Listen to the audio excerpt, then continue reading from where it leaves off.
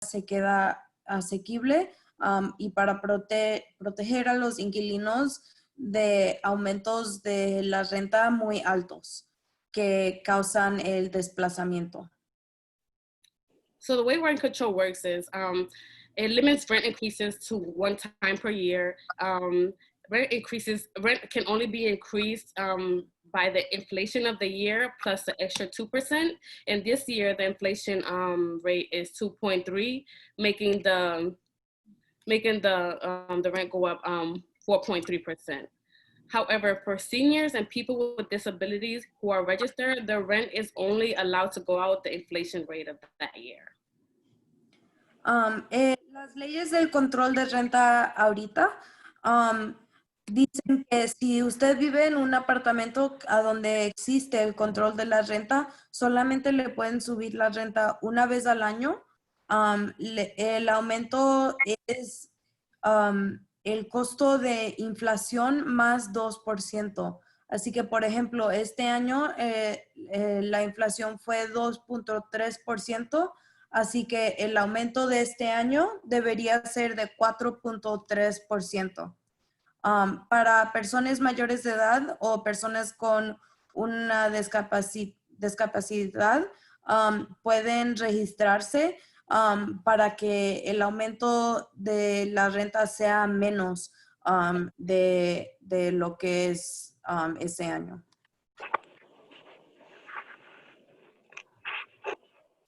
Next slide, please. Okay. So what buildings are covered under rent control? These are usually older buildings built before 1976. That includes large buildings that have four or more units, and also includes owners who have 5 or more units or houses altogether. The programs are not included are subsidized programs. These are buildings that are like under Section 8, or they have their own form of affordable housing regulations. Los edificios que califican para el control de renta son edificios más viejos que tienen más, que fueron construidos antes del 1976. Edificios más grandes que tienen más de 4 unidades y tienen que ser un edificio que no tiene subsidia del gobierno. Significa que no es un edificio de sección 8 o como se dice de LIHTC o viviendas públicas.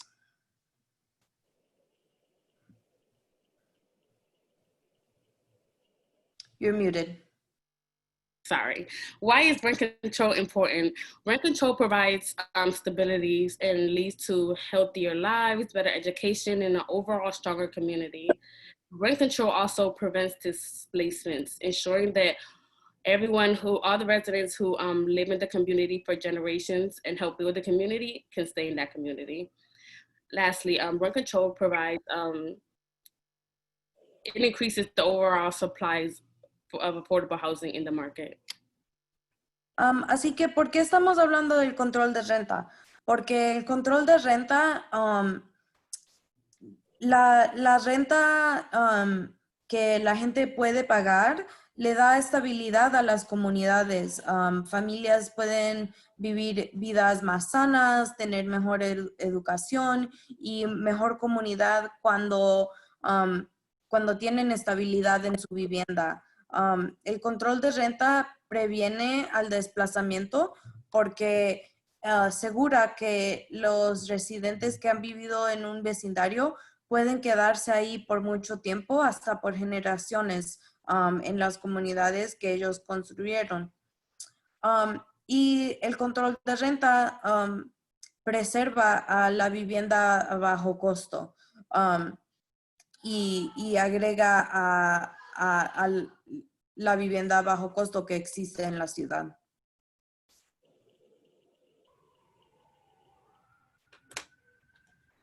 So even though we do have these rent control laws in DCs, they're not working. There's a lot of loopholes in the laws that is causing a large number of displacements. For example, from the year 2000 to 2013, over 20,000 African Americans were pushed out of DC entirely. And since the program began in the year 1985, I believe, we have lost 30% of our affordable units, which is really unacceptable and has caused a lot of displacement in DC. Así que, ¿por qué el programa no está funcionando para inquilinos ahora? Desde el 2000 hasta el 2013, más de 20,000 residentes negros o afroamericanos fueron desplazados afuera de la ciudad. Esto significa que no pueden vivir acá todavía porque no pudieron pagar la renta. Y más desde que la ley se pasó.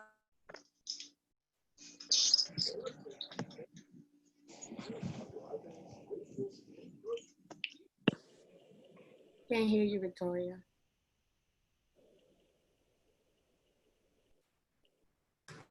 Victoria, your mic cut out for like a little bit. Oh, sorry. Can you hear me now? Yeah. Hemos perdido 38% de las unidades desde que esta ley se pasó en los 70s. Así que sabemos que cada año estamos perdiendo más y más viviendas de bajo costo.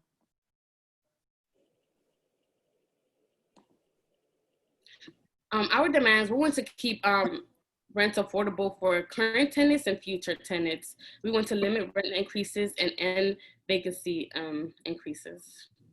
Así que nosotros, como una campaña, estamos demandando que la renta se quede a bajo costo para los inquilinos que viven acá ahora y para los inquilinos que van a vivir acá en el futuro. También queremos limitar los aumentos que se pueden hacer de la renta y los aumentos de vacancia, que significa los aumentos que existen cuando alguien se va de su unidad. So we want to protect tenants from extraordinary rent increases. By that, we want to reform all the petitions provided by the housing providers. Proteger a los inquilinos de aumentos muy grandes de renta. Entonces queremos hacer eso para cambiar el tipo de petición que los dueños ahorita pueden poner para aumentar la renta. Okay, so today we have the pleasure of having two speakers. One of them is going to speak about voluntary agreements, and the second one is going to speak about hardship. I'm just going to give you a quick overlook on which both are before each interview, so you guys understand what we're talking about. Hoy vamos a tener dos inquilinos que van a hablar sobre sus experiencias con estas peticiones. Uno va a hablar sobre los acuerdos voluntarios y el otro va a hablar sobre las peticiones de dificultad. Voy a explicar brevemente cuál es cada uno antes de que ellos hablen. Okay.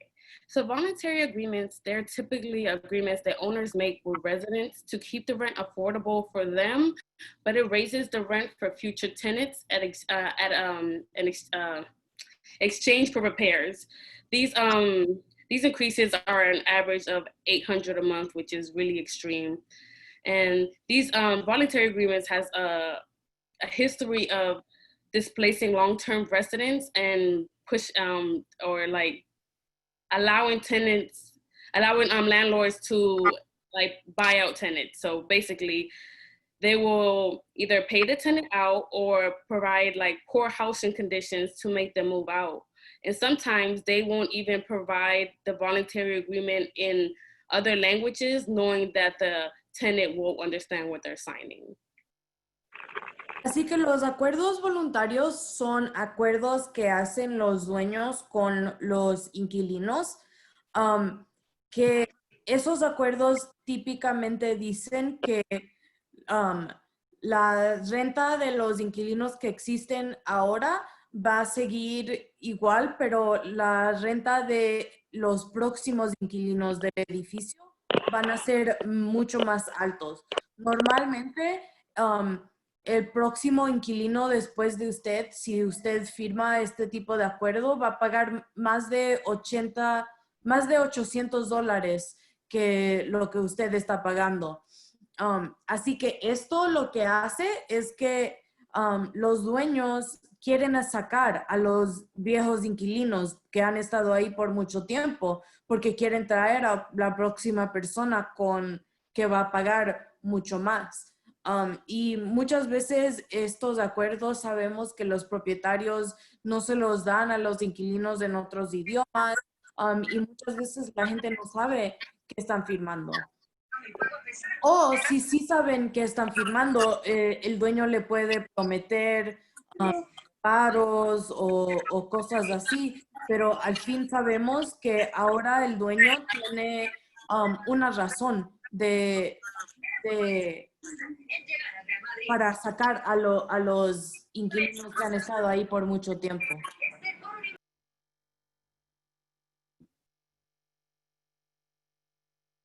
So our platform, we want to eliminate voluntary agreements altogether just to preserve affordable housing and to prevent displacements. Así que en nuestra plataforma queremos eliminar este tipo de acuerdo, de los acuerdos voluntarios para preservar la vivienda de bajo costo y prevenir el desplazamiento. Okay, so I have the pleasure, the first person we're going to speak is going to come in to speak is Lori. Lori lived in the Harvard Hall apartments and they had a voluntary agreement there. So Lori, if you can just please introduce yourself. Hi, my name is Loriana Tienza, and I'm a current resident at Harvard Hall, which is in, I guess, Adams Morgan, Mount Pleasant. It's in between. And yeah, what else am I supposed to say? Hola, la primera persona que vamos a tener a hablar es Lori Ann Antiesa, que es una inquilina en el edificio que se llama Harvard Hall.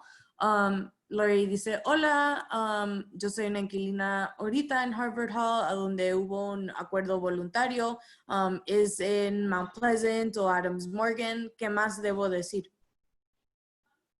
I just want to know, how many years have you lived in the residence? I've only lived here for 2.5 years, so I'm a relatively new resident. ¿Cuántos años tienes viviendo en el edificio? Solamente he vivido acá por 2 años y medio, así que un poco nueva.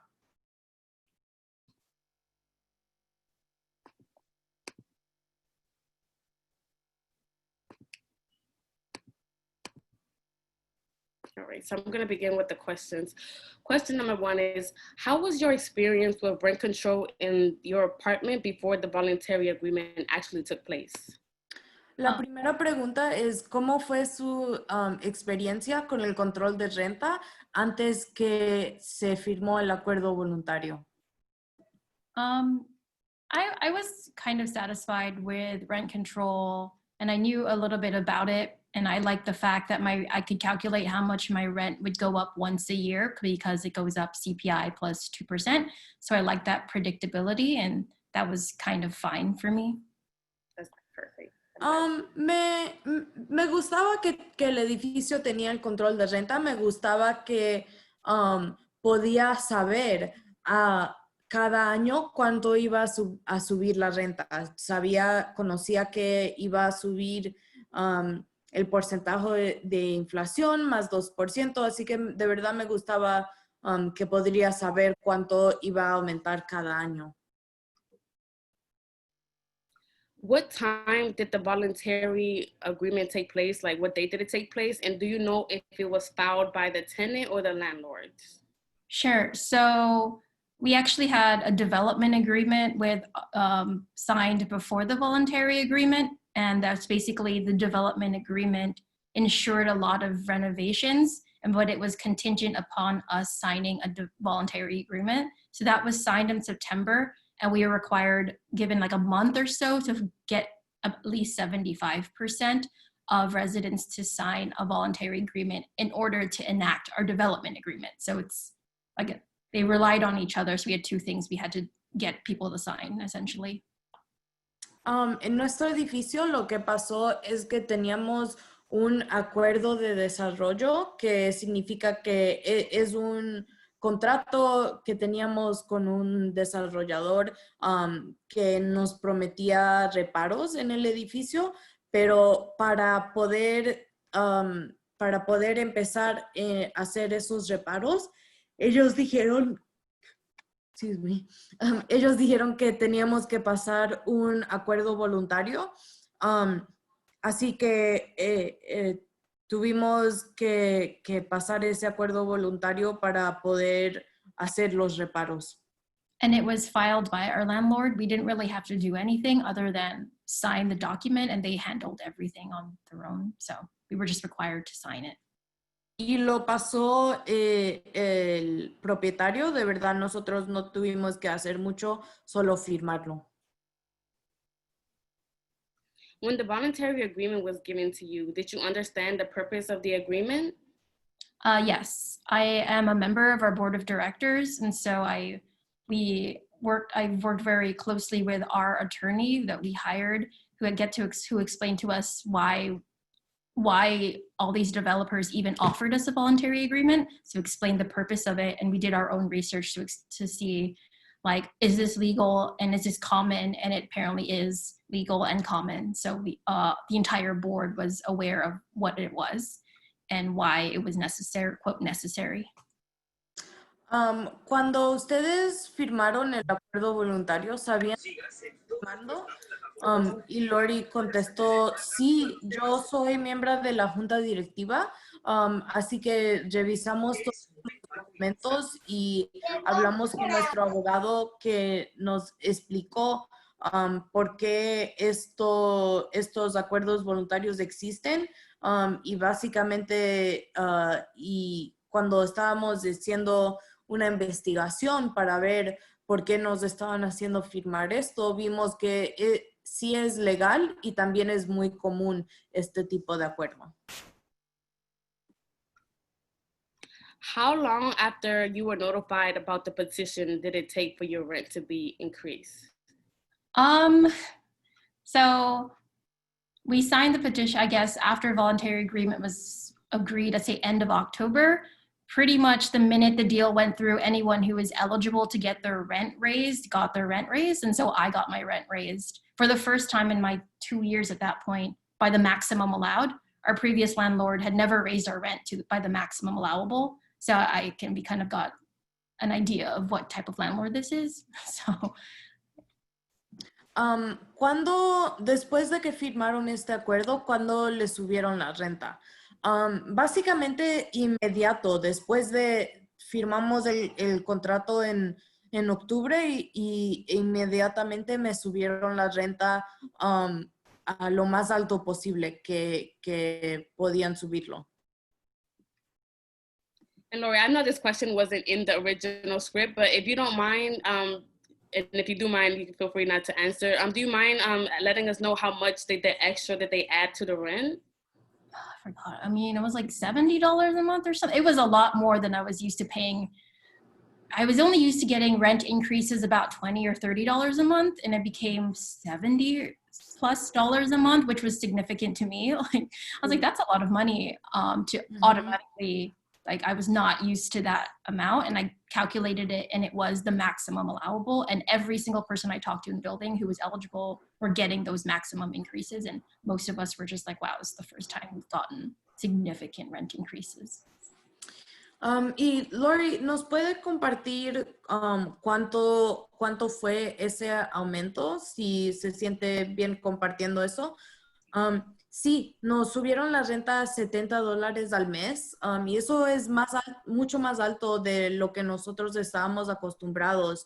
A veces no nos subían la renta, a veces normalmente solo lo subían como $30, así que $70 cada mes en adicional se siente como mucho para mí, y cuando hablé con mis vecinos todos le subieron lo más alto que le podían hacer. Next question is, how did the passing of the voluntary agreements affect you personally and your neighbors as well? I think a lot of people were worried about the building being affordable, and it's no longer affordable for new people. But people were also concerned, and I was concerned about us being possibly incentivized further to be pushed out of the building.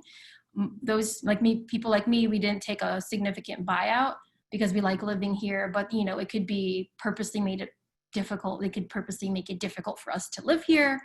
Like it's kind of sort of happening now. So it's like little construction that makes it really hard to be in your own building. So a lot of people were really concerned about, is it going to be livable after we sign this, or are they going to find ways to convince us to leave so they can have a totally vacant building?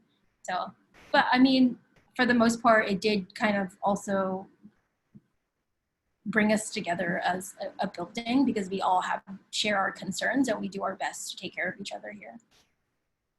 ¿Cómo les impactó a usted y a sus vecinos este acuerdo?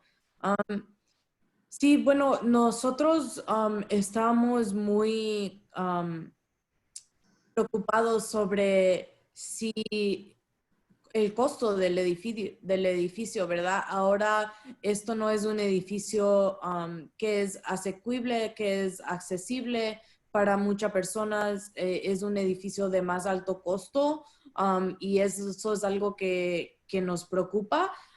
También estamos preocupados y todavía estamos preocupados sobre las maneras en que los propietarios nos pueden tratar de sacar para poder tener un edificio vacío a donde pueden subir la renta más alto. Así que, por ejemplo, con construcción, haciendo mucho ruido y de otras maneras, no nos pueden estar tratando de sacar. Okay, the next question is, so housing providers and tenants are encouraged to enter a face-to-face negotiation before the voluntary agreement is passed. Did you have the privilege to have a face interaction with your landlords, or did any of your tenants that you're aware of? Yes, we had a lot of face-to-face interactions with our current landlord and another buyer who was interested. As a member of the board of directors, I met with them so many times for so many hours. And we also, as a board, scheduled meetings, mandatory, almost like meetings between our tenants association and these landlords, and they answered all of our questions many, many times over and over again, sometimes the same questions. And once the building was officially sold or given or whatever, assigned TOPA rights to a buyer, they met with us again to answer any more questions that we had. So we met many, many times. Los propietarios y los desarrolladores tienen que reunirse con los inquilinos para negociar antes de firmar este tipo de acuerdo. ¿Ustedes tuvieron ese tipo de reunión? Sí, como yo estoy en la directiva, me reuní con ellos muchas veces por muchas horas hablando sobre todos los detalles del acuerdo y estuvimos bien involucrados en ese proceso.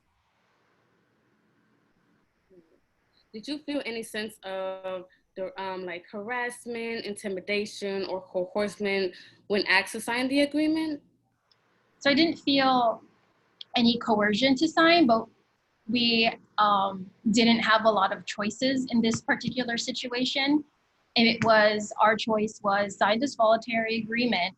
And if you don't, the TOPA process will fall through and the main buyer, the original buyer, will buy the building at 100% equity. And our attorney told us that would mean that that new buyer can in fact file a hardship agreement immediately.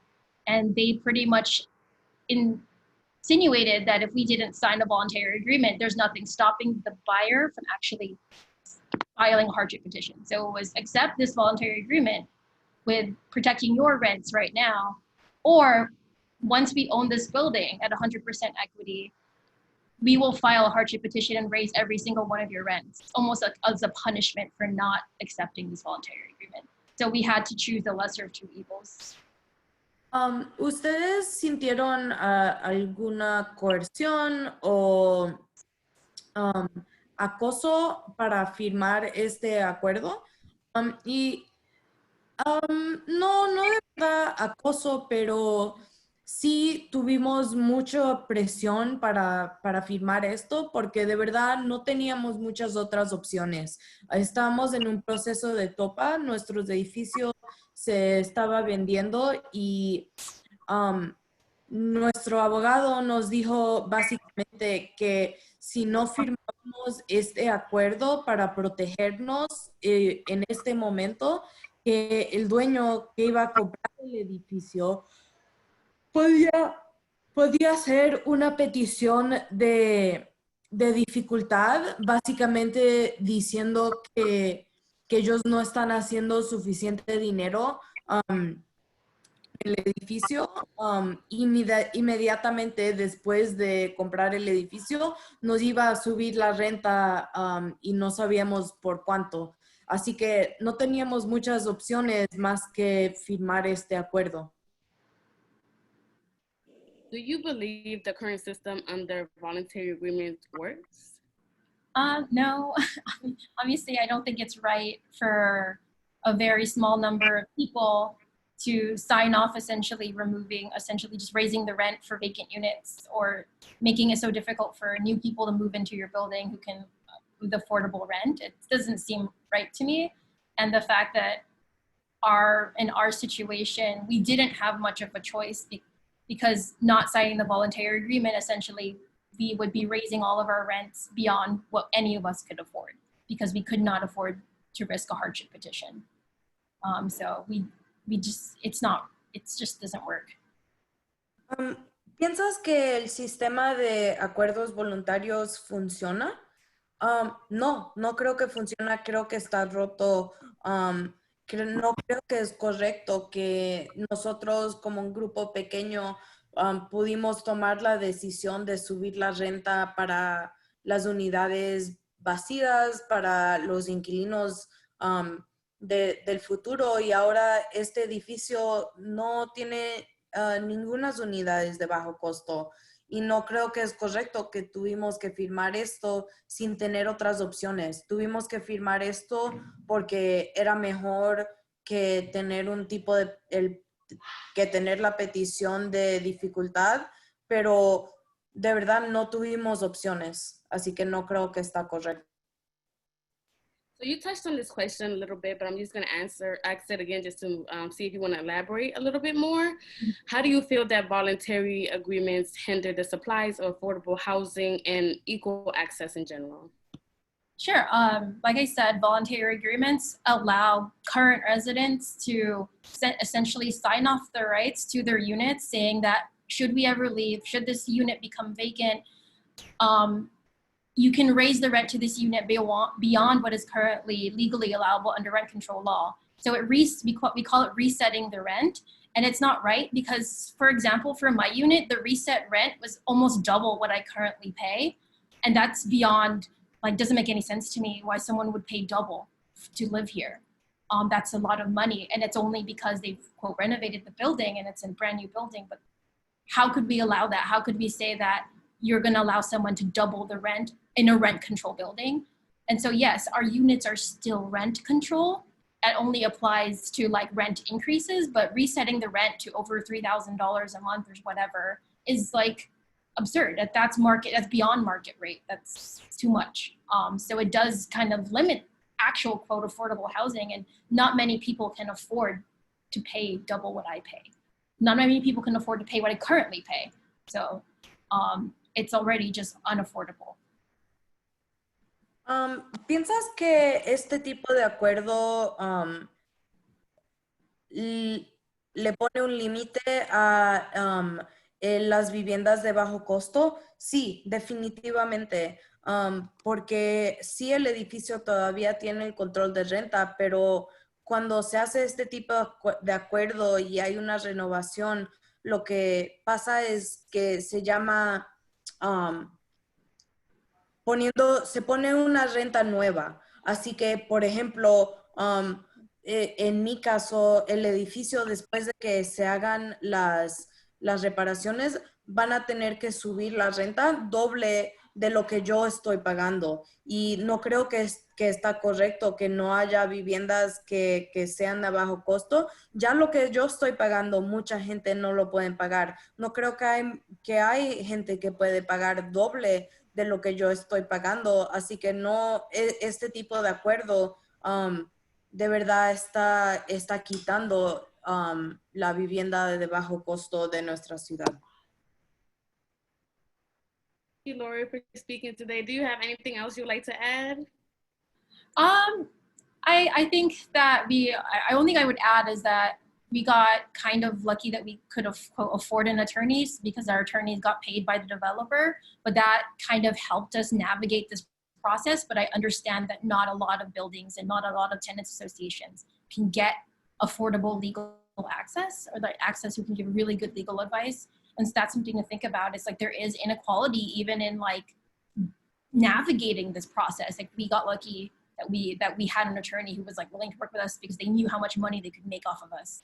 But you know, I'm not sure if the other residents in this city will get the opportunity because there's so much inequality in what value of buildings. ¿Hay algo más que quieres agregar? Sí, nosotros pudimos navegar este proceso porque tuvimos un abogado que se pagó durante la venta del edificio, pero yo sé que como existe la desigualdad en nuestra ciudad, hay muchas personas que no pueden pagar por un abogado, así que es definitivamente un problema, y sé que hay otras asociaciones que no tienen el privilegio de tener un abogado. Thank you, Lori. Thank you so much for sharing your story with us. Thank you. All right, so can you pass the next slide, Ina, please? Okay, so now we're going to talk about hardship petition, and we have a wonderful speaker, David, who thankfully David speaks Spanish, so he'll be translating his own stuff, giving Victoria a break. So thank you, David. So hardship petitions. So if an owner doesn't make up to 12% return on the building's equity, they can file a hardship petition, which raises the rent to about $600, like an average of $642 a month.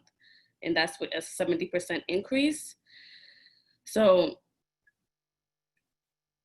tenants often move because of the threat of hardship petitions. And when the hardship petitions are granted, they are pushed out because they can't afford the rent. Así que la próxima persona que va a hablar es David, que va a hablar sobre las peticiones de dificultad.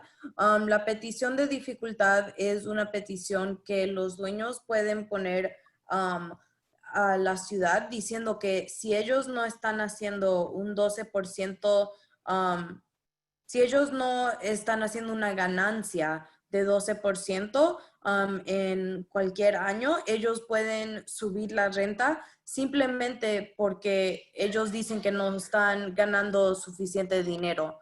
Así que normalmente esos aumentos son de $640 o 70% de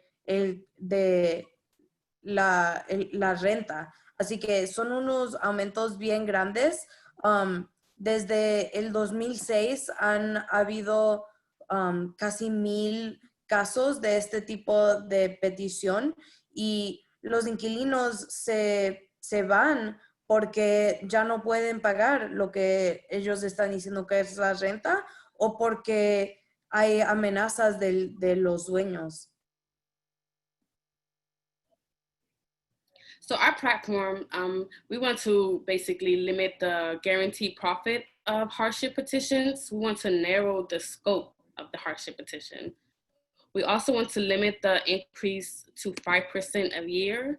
We want to make those increases temporary instead of permanent, just to preserve the affordable housing and to prevent displacement, further displacement in DC.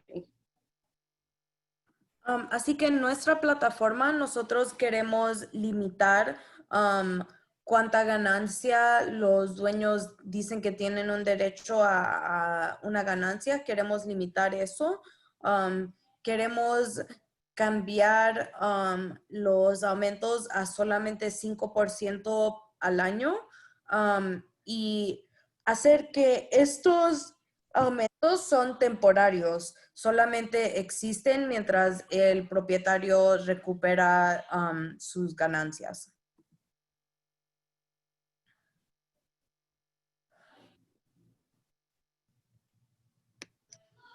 So today we have the pleasure of having David, who lived in a, give me one second, sorry, who lived in 220 Hamilton Street. So David, you can please introduce yourself, give me your name, the year of residency, and just the name of your building if you want to say it. Sure. Good evening, everybody. My name, like Eliana said, my name is David Bonilla. I'm a resident at 220 Hamilton Street Northwest, and the building called is Parkview. And I've been living in 220 Hamilton Street for almost 15 years. ¿Puedes decirle en español, por favor? Oh, sí. Buenas tardes todos. Mi nombre es David Bonilla. Yo vivo en la 220 de la Hamilton Street Northwest. El nombre del building se llama Parkview y he vivido ahí por más de 15 años ya. Okay, the first question is, what was your experience living under the rent control unit before the hardship petition? Okay. So I want to kind of expand that question a little bit more if I can. Yes, sir. So thank you. So let me kind of just give you a brief about 220 Hamilton Street. So 220 Hamilton Street was owned by a notorious slumlord here in DC. It was a building that was neglected by the same slumlord. And the year 2015, our building was put up for sale, which, you know, as many of us know, was giving us the right to have our TOPA rights. Para dejarles saber, el building 220 la Hamilton Street, le voy a dar un poquito de información de la primera pregunta. Or do you want to ask the first question? I'm sorry. La primera pregunta es, ¿cómo fue su experiencia viviendo abajo del control de renta antes de la petición de dificultades? Good job. Como le estaba diciendo, voy a expandir un poquito en esta pregunta. Le voy a dar un poquito historial sobre la 220 de la Hamilton. So, la 220 de la Hamilton Street, el dueño Rufus Stancio, que es conocido como uno de los propietarios que dejaba los buildings deteriorar, dejaba los buildings caer. So, en 2015, el building estaba apto para venderse, donde todos conocemos que todos los inquilinos tienen lo que es el derecho de TOPA rights. So like I was saying, the landlord, Rufus Stancio, put the building up for sale in 2015 and gave the tenants to buy the building under TOPA rights. But however, tenants were finding developers to continue with our TOPA rights. But during that time, the owner did a move which he took the building and put it in bankruptcy sale, meaning that took our TOPA rights away from us. En ese tiempo, cuando ya el building estaba puesto para de venta, nosotros estábamos buscando los desarrolladores, exigiendo nuestro derecho de TOPA, pero en ese momento el building, el dueño, lo puso lo que se llama en una venta de bancarrota, quitándolo nuestros derechos de TOPA. So what happened during that time? So during that time, after bankruptcy sale, a new landlord came in, forcing our TOPA rights away from us. In 2017, let me just let you know that the hardship petition was put in, but however, our lawyers fought those hardship petition because there was no improvement to the buildings. En el 2017, el dueño de la propiedad vino queriendo poner lo que era el hardship petition, pero afortunadamente los abogados que tenemos pelearon ese caso. Ahora, sí, siempre vamos a seguir hablando sobre lo que es el hardship petition y la experiencia. Of course, I'm still going to talk about what is the hardship petition 220 Hamilton Street, but this is just a little small overview. Just kind of let you know what's going on. For right now, as of a tenant, we fought what's called mediation, where hardship petition will take effect after we return back to 220 Hamilton Street. So, durante el pelea en el sistema de la corte, nosotros ahorita no tenemos lo que es el hardship petition al momento, pero cuando regresemos de vuelta a las 220 de la Hamilton Street, ahí va a empezar lo que es el hardship petition. Yeah. Thank you. I don't know if you probably did answer this, but I didn't get clarity on it. When did the hardship petition take place? So the hardship petition took place in October of 2019. Ella preguntó cuándo fue el tiempo que se tomó la hardship petition y puede recordar que fue octubre de 2019. Were you notified immediately after the hardship petition was filed, or did it take some time? Actually, we was at mediation when the hardship petition was filed. So we was basically notified there with the mediator that hardship petition would have been filed. So her lawyers were in the mediation room and our lawyers, and then that's when they announced that they would file hardship petition. Ella preguntó cuándo fuimos notificados nosotros del hardship petition. Estamos en la corte de mediación, donde ahí mismo los abogados de la dueña los informó que iban a darlos el hardship petition. And when the hardship petition was given to you, did you understand the purpose of the petition? Yes. So fortunately, I am the vice president for the tenant association at my building. So us, the board, right before, during the mediation, they wanted us to sign immediately the hardship petition, but we requested to our lawyers if they can explain to us one-on-one what it was. So we did take our time reading it. So they did read to us about it. Thanks also to LADC for the amazing services that provided to us. They came out and also helped us to explain to the tenants in the tenant association what was the hardship petition. La pregunta fue si nosotros le entendíamos el propósito de la petición. Y la pregunta es, al principio, no sabíamos qué es lo que era la petición. Querían que nosotros lo firmáramos ahí inmediato, pero gracias a Dios, como se dice, tuvimos el privilegio que nuestros abogados tomaron el tiempo para explicarlo a nosotros, la directiva, qué es lo que era la petición, y después, juntamente con el gran equipo de LDC, pudimos nosotros, ellos los explicaron más a la asociación de los inquilinos y a la directiva qué es lo que era la petición. The average rent increase under hardship petition is 75% a month. And tenants usually move because of the threat of the hardship petition, or are displaced when the hardship petition is granted. How did the hardship petition affect you and your neighborhood, your neighbors? So let me just say, right before we moved out, during the last part of the final agreements of us moving out, they gave us our final prices before returning. So just to give you a little small idea, one of our neighbors who always was happy about to share his information, he pays $600 of rent and rent control. $600 anywhere in DC is like the best thing. But keep in mind the conditions that the building was in. However, when we saw our rent increases, we was all mesmerized, because majority, and this applies to everybody in the district, everybody were sort of the low income portion of it, or were moderate income, meaning that they didn't have a lot.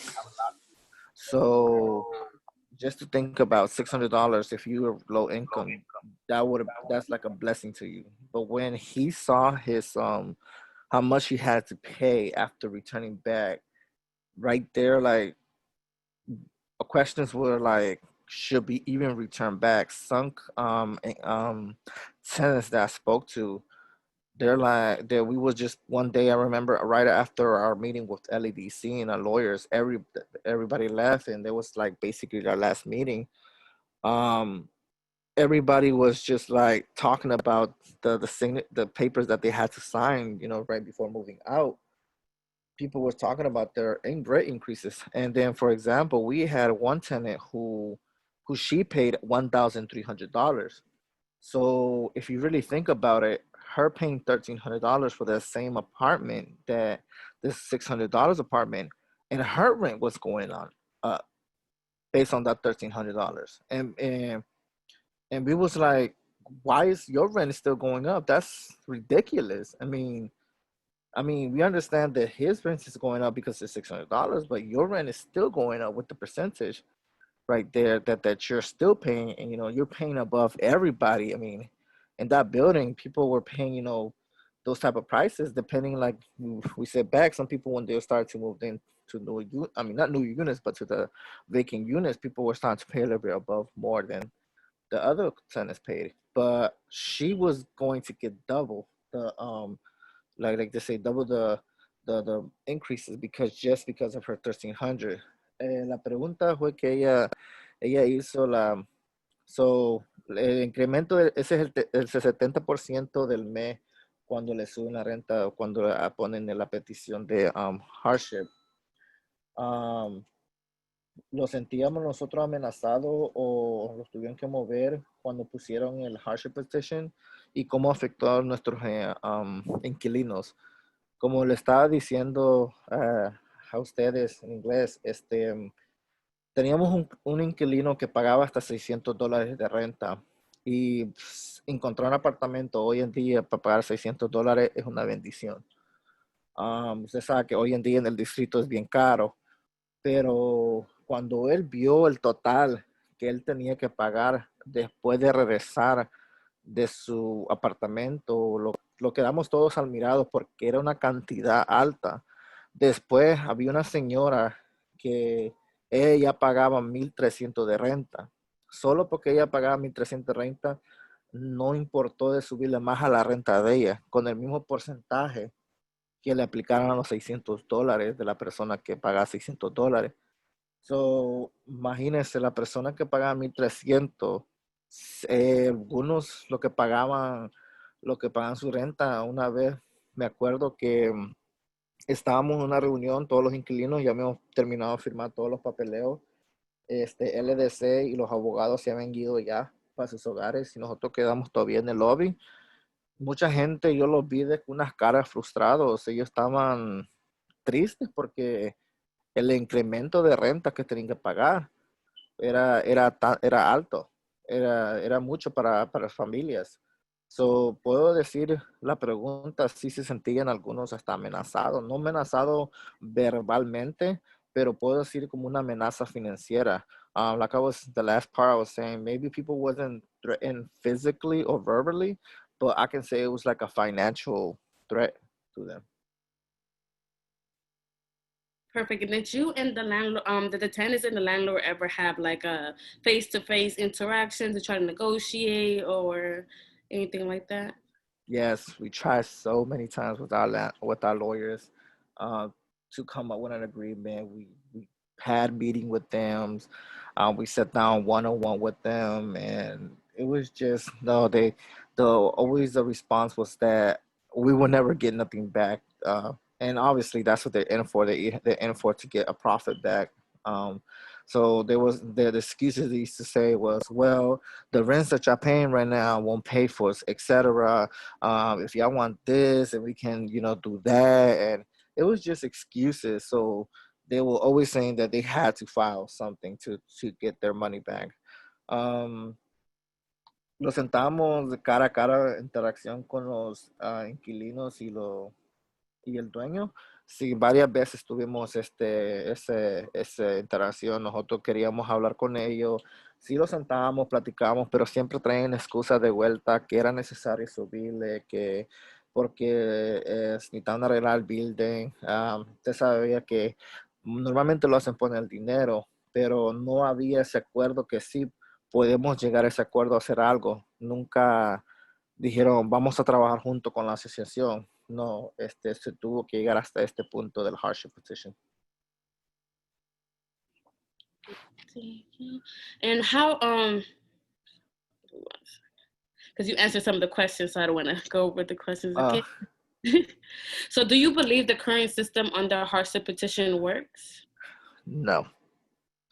And my reason why is because I understand we have to look at the 2 point of view. Yes, if you're a landlord, you do want to have a nice, well, let's just say if you're a landlord and you want to keep your tenants happy, you would do the best to help out the tenants.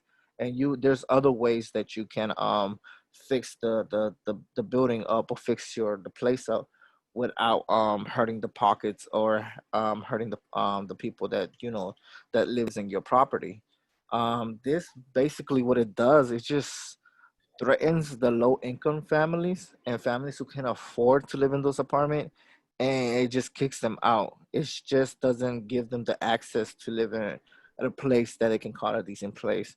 I do not believe in the hardship petition ever works. There should be, if they do want to increase the rents, it should be another way around. Le creo al sistema yo bajo el sistema de hardship petition y la respuesta es no.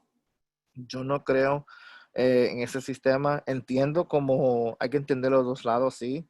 Como dueño, también tiene que ser la idea que, ¿cómo lo puedo decir? Sí, el apartamento tiene que estar arreglado, pero hay maneras que el inquilino con el dueño pueden hacer otras maneras que el building se pueda arreglar.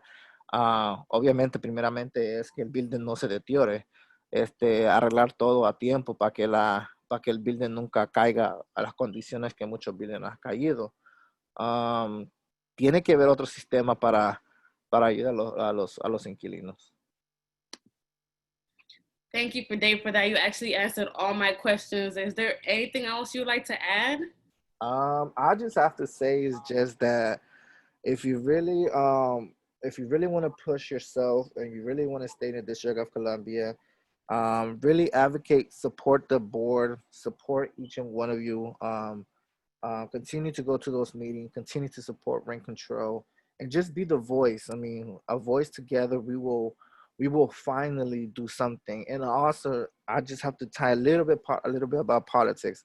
If you want something to be done, vote. That's the most important way that you can change rent control.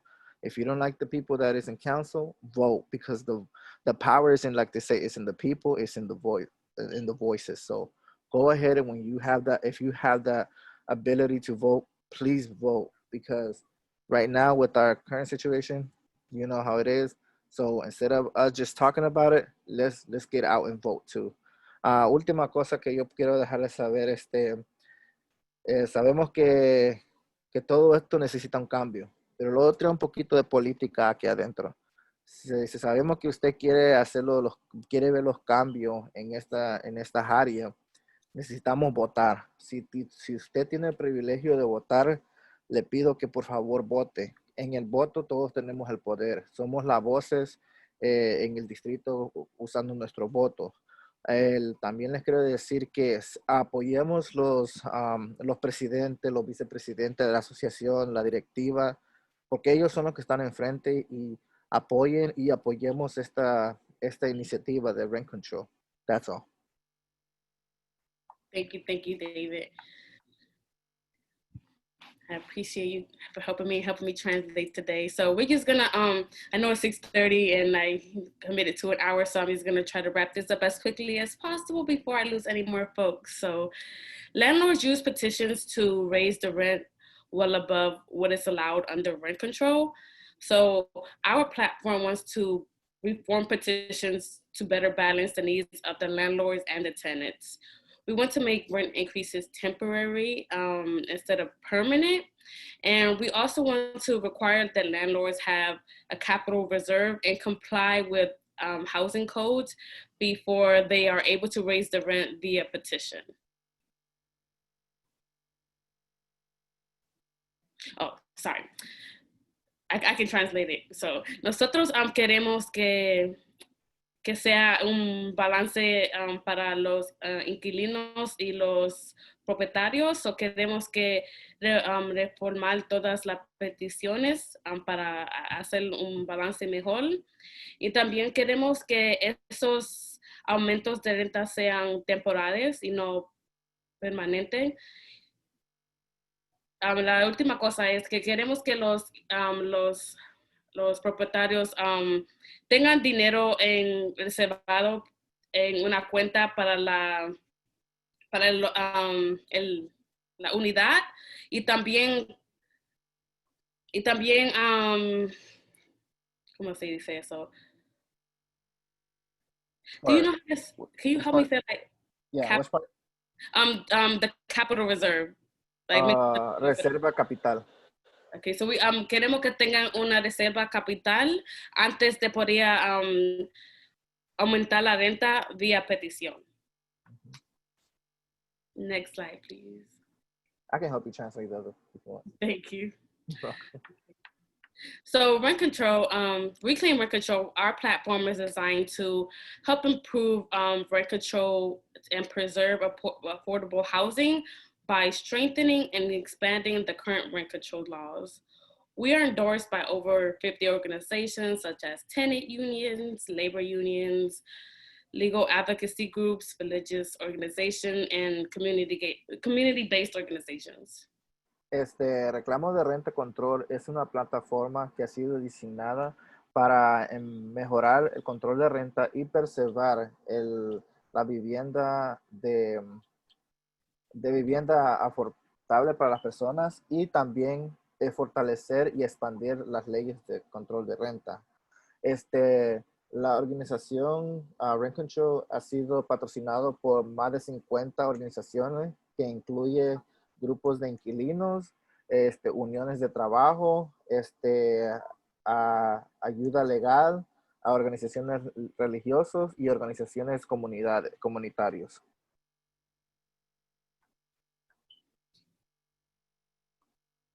So I'm gonna let Ina take over this part right here.